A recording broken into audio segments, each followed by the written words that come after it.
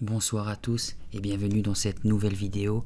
J'espère que vous allez bien et que vous n'êtes pas trop impatient de savoir la suite du fantôme de l'auditorium. Alors tout d'abord, je tiens à m'excuser pour le temps de la sortie de cette vidéo qui est sortie 2 semaines après la première partie. Je tiens à vous dire que j'étais assez occupé, plus le fait que je n'ai pas eu le temps justement de sortir cette vidéo ici et que j'avais pris un petit week-end pour moi et ma chérie dans un chalet. Je dois vous dire que dormir tout un week-end dans un chalet en plein milieu d'une forêt, ça rappelle pas mal d'histoires de chair de poule. Surtout que dans le chalet qui était magnifique, entre guillemets, près d'un lac, il y avait juste à côté un petit cabanon qui me faisait étrangement ressembler à la vraie cabane des Wildead. Donc, ça va, je vous rassure, tout s'est bien passé. Mais au premier abord, c'était à la fois beau et inquiétant. D'autant plus que c'est la première fois de ma vie que je dors dans un chalet au milieu des bois. Donc c'est pour ça que cette vidéo sort assez tardivement. Ne vous en faites pas, je vais faire comme d'habitude un petit récapitulatif de ce que nous avons lu la dernière fois. Je suis content de savoir que Thomas Québec et Céline, vous avez reçu mes livres. Je ne sais même pas si je vous l'avais déjà dit dans le premier livre, mais je me répète, je suis content que vous avez eu les livres et qu'en plus Thomas, tu es en train de lire Le fantôme de l'auditorium en même temps que moi. Par contre, LG Creepy, excuse-moi, je ne t'oublie pas. Je crois que lui, ça je te l'ai dit, mais je le répète encore, je cherche toujours. C'est assez compliqué et à la fois simple, parce qu'en fait ce que tu me demandes, comme c'est justement un livre en PDF, je pense que même toi, si tu le tapais, tu le trouverais facilement. Donc je vais essayer quand même de le faire avant toi. Donc check tes mails de temps en temps, j'espère le trouver rapidement. En ce qui concerne le résumé, rappelez-vous, nous suivons l'histoire de Marie et de son ami Patrick qui ont les rôles d'une pièce de théâtre qui, soi-disant, est maudite et que c'est la première fois qu'elle va être jouée dans l'école par rapport à la première fois où elle aurait dû être jouée mais qui s'était passé une catastrophe. Je crois qu'un garçon est mort ou a disparu et ça n'avait plus jamais été joué depuis et apparemment la pièce, comme je vous l'ai dit, elle est soi-disant maudite. Et nous nous étions arrêtés sur le fait que la prof avait distribué les scripts, les scénarios donc de la pièce de théâtre, que tout le monde avait quitté la grande salle et que Patrick avait demandé à Marie de rester avec lui caché parce qu'il voulait tester la trappe qui descend sous la scène de théâtre. Donc, continuons notre histoire. Je vous souhaite comme d'habitude une bonne écoute. Nous grimpâmes sur la scène. Il y faisait plutôt froid. Les planches résonnaient sous le bruit de nos pas qui semblaient se répercuter dans tout l'auditorium. « Cette trappe est tellement géniale !» s'exclama Patrick. « Dommage que tu n'aies pas l'occasion de t'en servir dans la pièce. » Je lui donnai une bourrade amicale et ouvris la bouche pour rétorquer quelque chose. Mais je sentis soudain venir une de mes crises d'éternuement. La poussière du théâtre avait probablement réveillé mon allergie.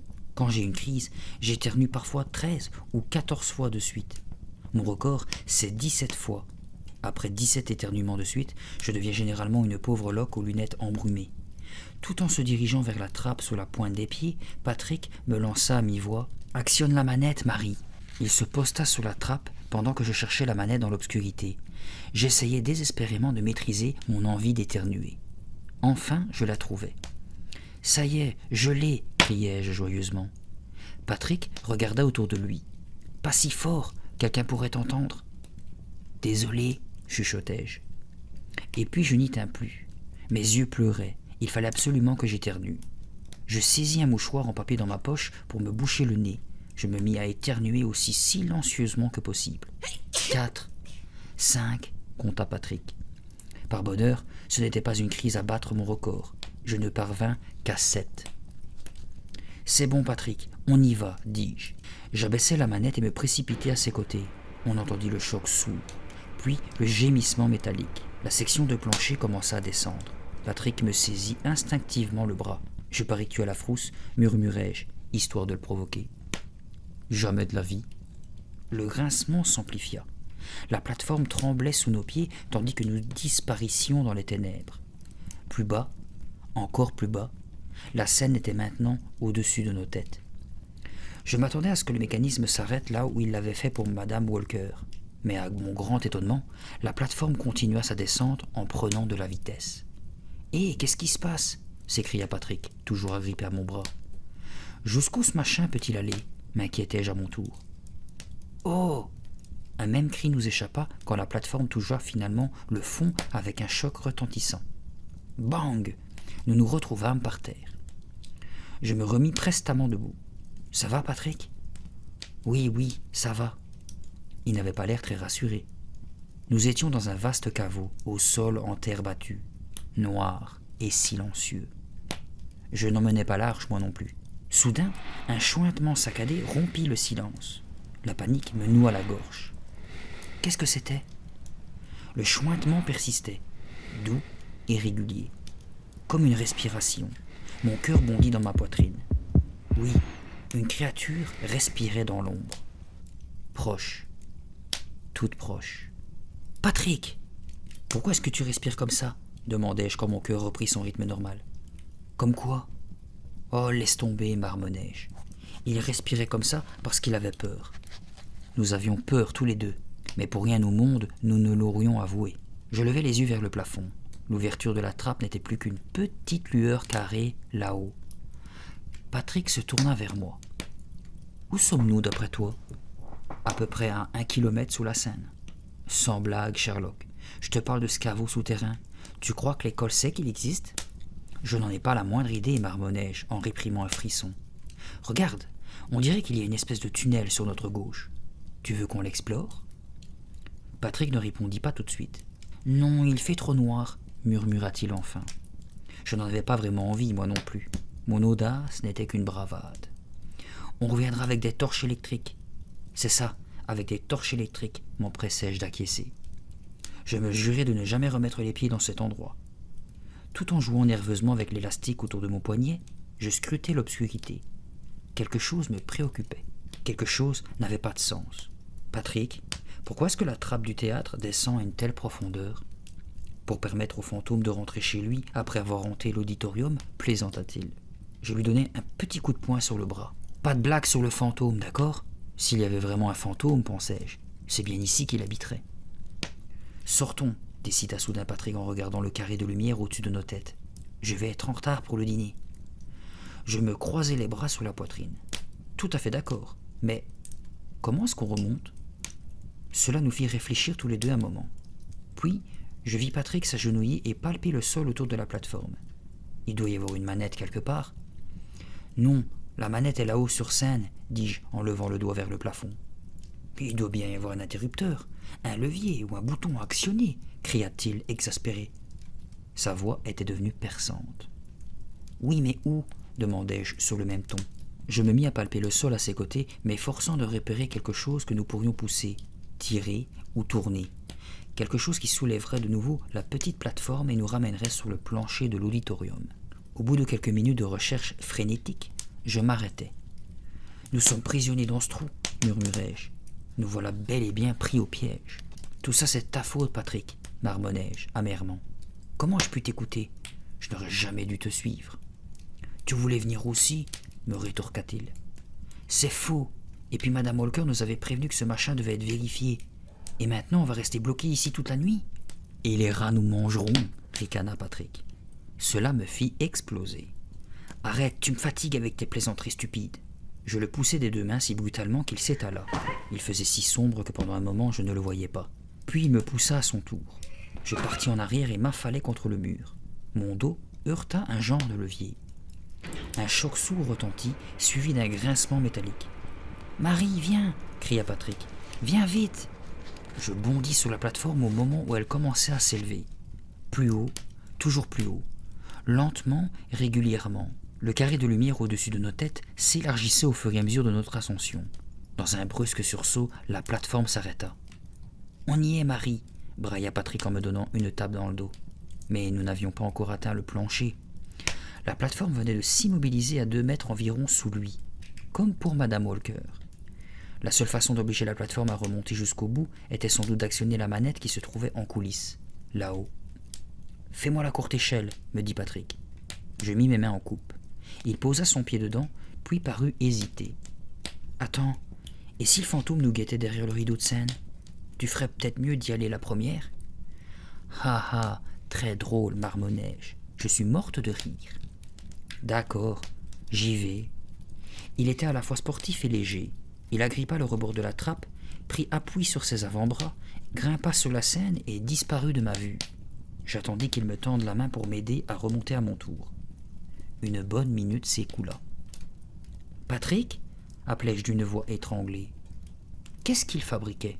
« Patrick, où es-tu ? Viens m'aider. Je n'arriverai pas à remonter toute seule. » Une autre minute s'écoula. Elle me sembla durer 1 heure. Je compris tout à coup ce qu'il mijotait. Cette espèce de grand crétin voulait me faire peur. « Ça suffit comme ça !» J'avais eu mon compte des plaisanteries de Patrick Milton pour la journée. « Laisse tomber, aide-moi, nom d'une pipe !» Finalement, ses mains se tendirent vers moi par-dessus le rebord de la trappe. J'étais furieuse. Il ne fallait pas te presser, surtout. J'empoignai ses 2 mains et le laissai me hisser sur scène à mon tour. La lumière m'aveugla 1 seconde. « Tu sais que tu n'es pas drôle ?» aboyai-je. « Me faire poireauter comme ça, tu n'as vraiment pas... » Je m'interrompis brusquement. Ce n'était pas Patrick qui venait de m'extirper de la trappe. Les yeux noirs d'un inconnu me dévisageaient avec hostilité. Je déglutis. L'étrange petit homme qui me fusillait du regard portait un informe pantalon gris, ainsi qu'un sweat gris trop grand et déchiré au col. Il était visiblement âgé, mais menu comme un enfant. Il mesura à peine quelques centimètres de plus que moi. Une épaisse crinière de cheveux blancs retombait en désordre sur son front. Une profonde cicatrice rougeâtre lui zébrait tout à côté du visage, le faisant ressembler au masque de Patrick. Une pensée effarante me traversa l'esprit. On dirait un fantôme. Qui êtes-vous ? Bégayai-je. Je suis Émile, le veilleur de nuit, croissa-t-il. Où est mon ami ? Je suis là, Marie, cria Patrick derrière moi. Je me retournai. Il se tenait de l'autre côté de la trappe, les mains dans les poches de son jean. Patrick, m'exclamai-je, où diable étais-tu ? Pourquoi tu ne... L'école est fermée, grogna le veilleur de nuit. Vous allez me dire ce que vous faites ici tous les deux ? Sa voix était râpeuse comme du papier de verre. Nous avons répété une pièce de théâtre après les cours, dit Patrick en se rapprochant. Je renchéris. C'est exact, nous avions une répétition. Le veilleur continuait de me regarder d'un air soupçonneux. Une répétition ? Pourtant vous êtes seul. Où sont les autres ? J'hésitais. Ce type me faisait si peur que mes genoux tremblaient. Ils sont partis, bafouillai-je. La répétition est terminée. Moi, j'ai dû revenir parce que j'avais oublié mon blouson. Derrière Émile, je vis Patrick approuver mon mensonge, d'un hochement de tête. « Comment connaissiez-vous l'existence de la trappe ?» reprit le veilleur de nuit. « Madame Walker, notre professeur, nous l'a montré, » déclara Patrick, l'air effrayé lui aussi. L'homme pencha vers moi son visage grimaçant et chuchota. « Vous ne savez pas qu'il est dangereux de jouer avec ?» Il était si proche que je pouvais sentir son souffle tiède sur ma peau. Ses yeux restaient rivés aux miens. « Vous ne savez donc pas à quel point c'est dangereux de s'en servir ?» Ce soir-là, j'appelai Patrick au téléphone. « Cet homme n'essayait pas de nous mettre en garde, dis-je. Il voulait nous faire peur. »« Eh bien, c'est raté, Marie. Il ne m'a pas fait peur du tout, se vanta-t-il. »« Si tu n'as pas eu peur, pourquoi tremblais-tu comme une feuille en rentrant ?»« Je ne tremblais pas, je m'exerçais. Je faisais travailler mes muscles. »« Laisse tomber, grommelai-je. Comment se fait-il que nous n'ayons jamais vu ce veilleur de nuit auparavant ? » Parce que ce n'est pas le veilleur de nuit. C'est le fantôme, chuchota Patrick d'une voix profonde. Cela ne me fit pas rire. Sois sérieux, lui dis-je. Ce type essayait vraiment de nous effrayer. J'espère que tu n'auras pas de cauchemar cette nuit, Marie, répondit-il en riant. Je lui raccrochai au nez. Le jeudi matin, en traversant le hall de l'école, je pensais à mon rôle dans la pièce. Les répliques d'Esmeralda étaient si nombreuses. Je me demandais si je pourrais apprendre tout ce texte à temps. Et si mon ancien trac allait revenir. L'année précédente, j'avais eu un trac épouvantable dans Blanche Colombe et Vilain Messieurs, sans même une ligne de texte à dire. Je pénétrais dans la salle de classe, saluais quelques copains, me dirigeais vers mon pupitre, et m'arrêtais pile. Et un garçon que je n'avais jamais vu était assis à ma place. Je le trouvais plutôt mignon. Il avait des cheveux noirs et des beaux yeux verts. Il portait une grande chemise de flanelle rouge et noire et un pantalon noir. Il semblait installé comme chez lui, avec ses livres et ses cahiers répandus un peu partout, et il se balançait sur ma chaise, ses bottines posées sur le pupitre. « Tu occupes ma place, dis-je. » Il me dévisagea de ses grands yeux verts. « Non, répondit-il tranquillement. « Ici, c'est ma place. »« Pardon ?» figeant le toisant de toute ma hauteur. Il rougit et regarda autour de lui l'air gêné tout à coup. Je crois que c'est ici que Madame Walker m'a dit de m'asseoir. Je lui montrai du doigt un pupitre disponible juste derrière nous. Désolé, mais elle voulait probablement dire là. Je suis à cette place depuis le début de l'année, à côté de Patrick. La place de Patrick était vide, bien sûr. Il arrivait toujours en retard. Le garçon rougit de plus belle. « Excuse-moi, murmura-t-il. Je suis nouveau dans cette école et je déteste ça. » Il commença à rassembler ses affaires. « Ne t'inquiète pas, dis-je. Tout se passera bien, tu verras. Madame Walker est plutôt sympa. » Je me présentai. Il se leva et me tendit la main avec une certaine raideur. Il était un peu plus grand que moi. « Je m'appelle Jeffrey Colson. Mes parents viennent d'aménager à Woodmill. Nous sommes originaires de l'Indiana. » Je lui confiai que je n'étais jamais allé dans l'Indiana. « Alors, Marie Rogers, c'est toi ?» reprit-il en m'examinant avec curiosité. « Il paraît que tu joues le rôle principal dans la pièce de l'école. Tu sais déjà ça ? Quelques élèves en parlaient dans le bus. Tu dois être une bonne actrice, ajouta-t-il. Je suppose, sauf que parfois j'ai un sacré trac. Jeffrey m'adressa un sourire timide et soupira.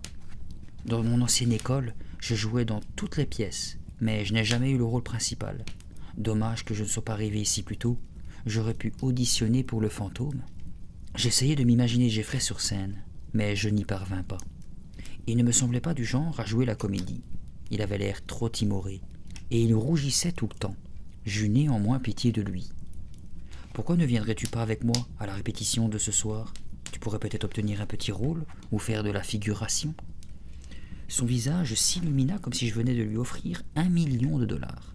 « Tu parles sérieusement ? » ?»« Bien sûr, ça vaut toujours le coup d'essayer. » Patrick arriva et s'affala sur son siège, l'œil rivé sur le bureau de notre professeur. « Ouf, juste à temps, chuchota-t-il.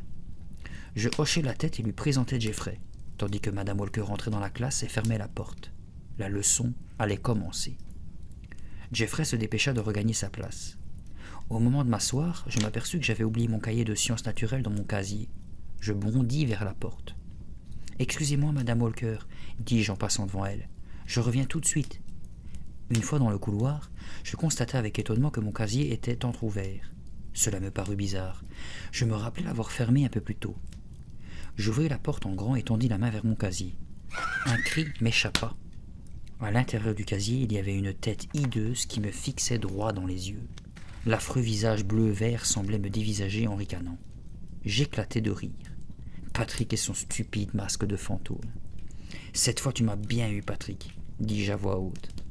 C'est alors que je vis dépasser sous le masque une feuille de papier pliée. Un message ? Je saisis la feuille et la dépliai.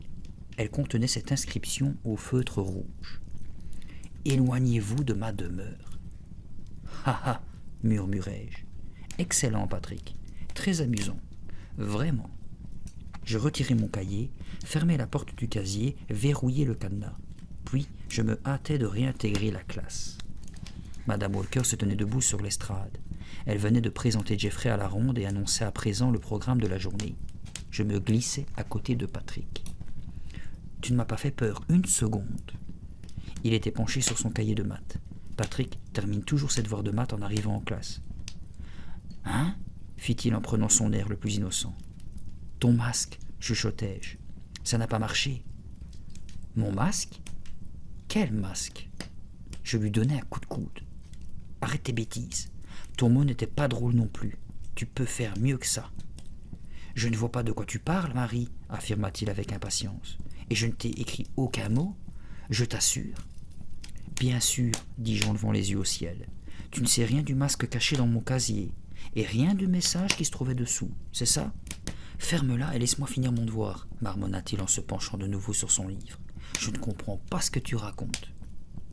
Bon, d'accord. Je suppose que le vrai coupable, c'est le fantôme. Il ne m'écouta pas. Il griffonnait des équations. Quel sacré numéro, pensai-je. Il croit vraiment que je vais gober n'importe quoi. C'est lui qui a écrit ce message. J'en suis certaine. Après l'école, Jeffrey m'accompagna à l'auditorium. Il fallut presque que je le traîne sur scène. Il était si timide. « Madame Walker, est-ce qu'il reste des petits rôles ?» demandai-je. Jeffrey aimerait beaucoup jouer dans la pièce. Madame Walker leva les yeux de son manuscrit. Je vis qu'elle y avait griffonné des tas de notes. Je suis désolée, Jeffrey, répondit-elle en secouant la tête. Tu arrives trop tard. Jeffrey rougit. Je n'avais jamais vu quelqu'un rougir aussi souvent. Il ne reste plus de rôles parlants, poursuivit Madame Walker. Ils ont tous été distribués. Auriez-vous besoin d'une doublure pour un des comédiens ? Bredonna Jeffrey. J'ai une excellente mémoire. Je peux apprendre plusieurs rôles à la fois. Il a vraiment envie d'être dans cette pièce, pensai-je. Hélas, nous n'avons pas besoin de doublure non plus, dit Madame Walker. Mais j'ai une idée. Tu peux travailler au décor si tu veux. Chouette, s'exclama Jeffrey avec un enthousiasme sincère. Va voir Chris là-bas, ajouta notre professeur en lui montrant un groupe d'élèves qui discutaient au fond de la scène. Chris était en train d'expliquer quelque chose à l'équipe des décorateurs et gesticulait de façon dramatique sous leurs yeux médusés. Jeffrey s'en alla les rejoindre, visiblement heureux. Je m'assis dans l'auditorium et me concentrai sur mon rôle. Je jouais pratiquement dans chaque scène. Comment me rappeler de tout ce texte ? Je poussai un soupir et me renversai sur mon siège, les pieds posés sur le dossier du siège devant moi. Je venais de déclamer ma 3e réplique. Quelle preuve avez-vous que cet homme pourrait être dangereux ? Quand toutes les lumières s'éteignirent. Le noir total. Les élèves se mirent à protester. « Hé, qui a éteint la lumière ? Qu'est-ce qui se passe ? Rallumez !» Au même instant, un cri, comme un hurlement animal, déchira les ténèbres et se répercuta dans tout l'auditorium. « Qu'est-ce que c'était ?» gémit John Green. Quelqu'un s'exclama. « Cela vient de la passerelle là-haut, dans les cintres. »« Rallumez la lumière !» suppliait John Green. « S'il vous plaît, rallumez la lumière !» « Qui a poussé ce cri ?» demandaient des voix effrayées. « Vous avez entendu ? Il y a quelqu'un sur la passerelle !» Les lumières de l'auditorium se rallumèrent en clignotant. Un autre hurlement me fit lever la tête. Et je le vis. Une créature au masque bleu-vert, enveloppée d'une longue cape noire aux reflets luisants, qui se penchait sur la passerelle du théâtre, là-haut dans les cintres. Saisissant une corde, il se laissa descendre sur la scène. En mettant le pied à terre, il rejeta la tête en arrière et éclata d'un rire horrible. Un rire de démon. Je me levai d'un bond, stupéfaite. Le fantôme. Le fantôme lâcha la corde et promena son regard autour de lui. Chris et son équipe de décorateurs étaient restés figés contre le mur. Madame Walker paraissait frappée de stupeur. Le fantôme pivota sur lui-même en faisant virevolter sa cape et se dirigea vers la trappe au milieu de la scène. « Il n'est pas très grand, me dis-je. Il doit avoir à peu près la taille de Patrick. Peut-être quelques centimètres de plus. À moins qu'il n'ait exactement la taille de Patrick. Parce que c'est lui. Patrick ! Hé, Patrick !» appelai-je. Le masque verdâtre se retourna vivement pour scruter l'auditorium. Mais déjà, le fantôme commençait à s'évanouir. Ses pieds disparurent, puis les jambes de son pantalon noir. Je ne comprenais pas à quel moment il avait pu actionner le levier de la trappe. « Patrick, braillai-je, tu n'es pas drôle !» Je me précipitai sur scène, le fantôme n'était plus là. Je courus me pencher par-dessus la trappe obscure. Madame Walker me rejoignit, visiblement très irritée. « Tu penses que c'était Patrick ?» me demanda-t-elle. Je n'en suis pas certaine, bégayai-je. « Patrick !» cria Madame Walker. « C'est toi qui es là-dessous ?» Pas de réponse. La plateforme était descendue jusqu'au fond. On ne voyait qu'un interminable puits noir. Des élèves se bousculèrent autour de l'ouverture en bavardant avec animation. Certains riaient de bon cœur. « Patrick a-t-il l'intention de gâcher toutes les répétitions ?» fulmina Madame Walker. « Se croit-il obligé de nous faire peur chaque jour ?» Je haussai les épaules. Je ne savais que répondre. « Et si ce n'était pas lui ?» observa John. Il avait l'air très effrayé. « Ça ne peut être que lui, voyons, » dit Madame Walker. Elle parcourut lentement des yeux la scène autour d'elle, puis les sièges de l'auditorium. « Patrick Milton, tu m'entends ?» cria-t-elle de nouveau, les mains en porte-voix. Toujours pas de réponse. Aucun signe de Patrick. « Tu ne sais donc pas où il se cache, Marie ?» intervint sournoisement Chris. « Après tout, c'est ton ami. Tu pourrais lui dire d'arrêter ses singeries ?» La colère me fit bredouiller quelque chose d'inintelligible. Patrick est mon ami, d'accord, mais je ne suis pas responsable de lui. Chris essayait de me faire paraître à mon désavantage et de s'attirer les faveurs de Madame Walker. « C'est bon, les gens du décor, retournez à votre travail, » ordonna celle-ci. « Je vais m'occuper de ça. Quant aux autres... » Elle s'interrompit. Nous avions tous entendu. Le choc, le grincement métallique. « La trappe !» m'exclamai-je. « La plateforme remonte !»« Parfait !» marmonna Madame Walker. Elle croisa les bras sur sa poitrine et fixa l'ouverture de la trappe d'un œil sévère. Je vais pouvoir dire à Patrick ce que nous pensons de sa petite plaisanterie. Sa dernière plaisanterie d'ailleurs. Oh oh, pensai-je, pauvre Patrick. Madame Walker est une personne charmante, à condition de ne pas provoquer sa colère. Si par malheur cela vous arrivait, si vous l'ameniez à se croiser les bras en vous regardant d'un air mauvais, alors là, vous courriez de gros ennuis, parce qu'elle pouvait se montrer vraiment vache. Je savais que Patrick ne cherchait qu'à s'amuser un peu à nos dépens. Il adore attirer l'attention. Il adore faire peur aux gens. Il essayait de prouver que nous étions tous des petits froussards, et pas lui. Mais cette fois, le jeu se retournait contre lui. Il était allé trop loin. Et Madame Walker l'attendait, les bras croisés, le regard féroce. Va-t-elle le renvoyer de la pièce, me demandai-je, ou va-t-elle se contenter de lui passer un savon? Le grincement métallique s'intensifia, faisant vibrer les planches. Puis, il cessa brusquement.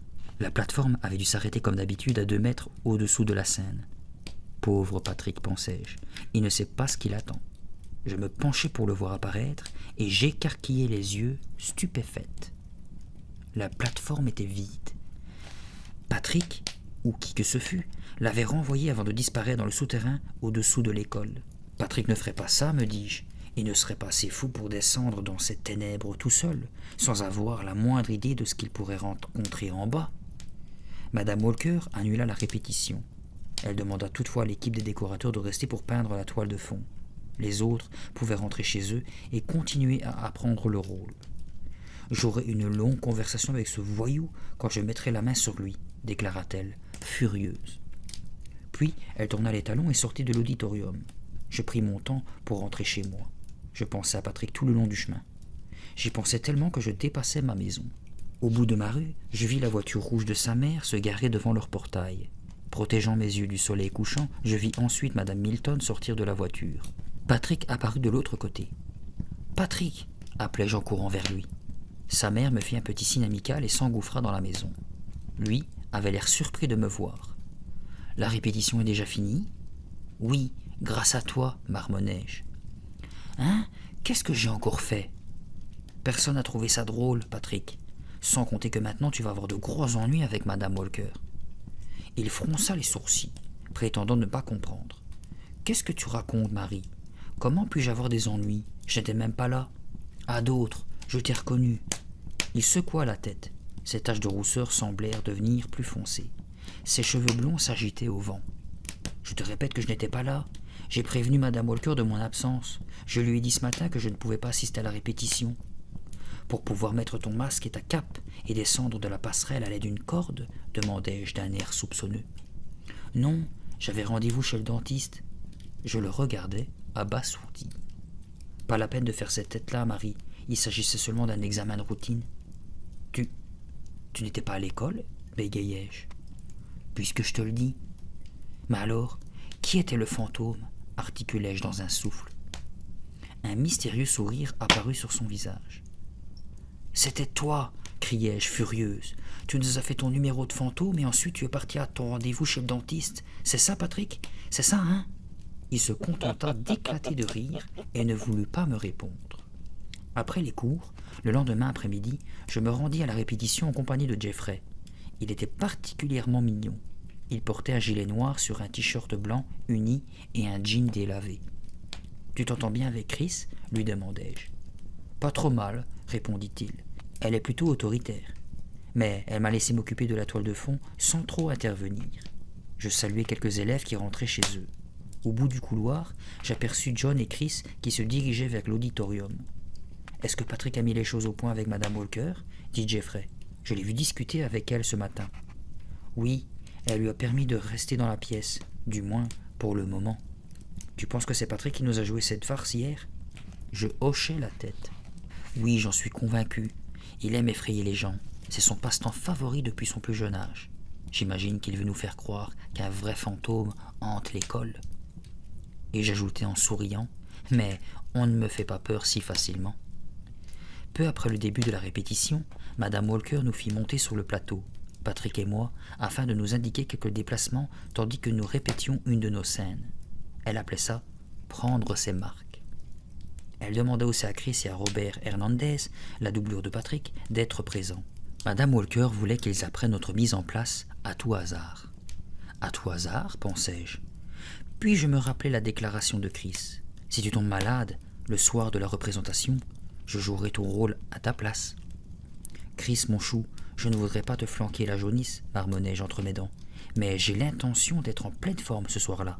Alors ne te fais pas d'illusions et amuse-toi bien à peindre ton décor. Je sais, ce n'était pas très gentil de ma part, mais Chris le méritait. Madame Walker montra à Patrick où il devait se tenir. Je me postai dans les coulisses avec Chris, côté jardin, attendant le signal de mon entrée.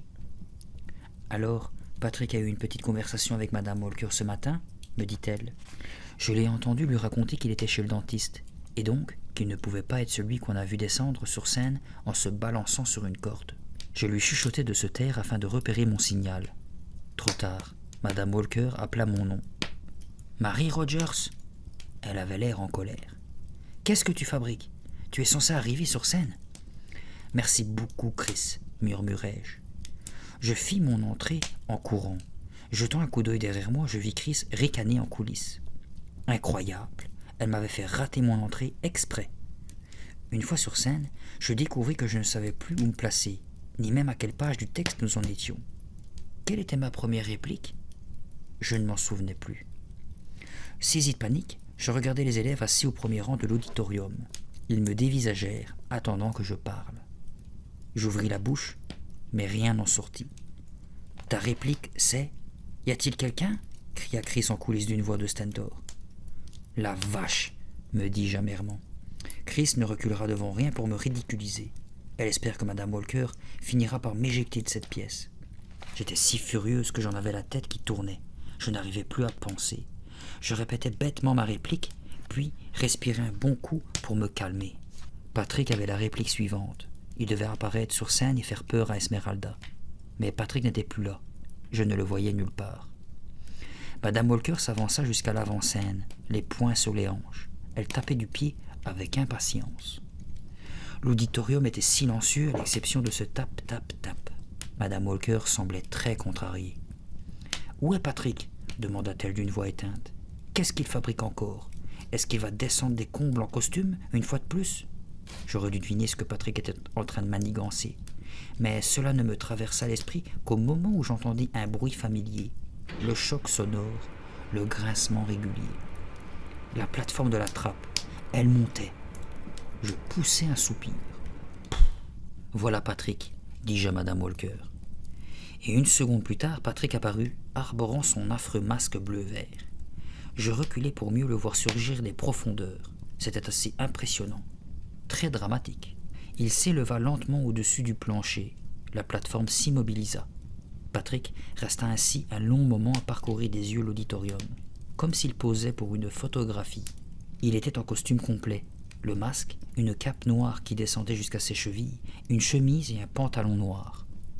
Quel petit coq, me dis-je. Il adore que tous les regards soient braqués sur lui. Il se trouve génial. Puis, il s'avança vers moi à grande enjambée. À travers son masque, ses yeux plongèrent dans les miens. J'essayais de me rappeler ce que j'avais à dire.